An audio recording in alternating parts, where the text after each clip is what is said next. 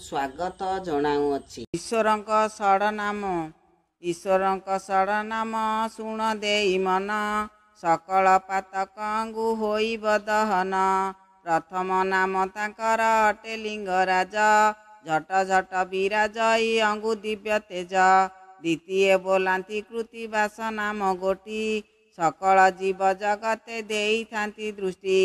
Mahesh Shambho our स्वर्ण कूटपति शेषे नाम बोलाइल भुवनेश मूर्ति। एही परकारे षड नाम प्रभुंकर प्रभात कालरे चिते ध्याये जेउ नर।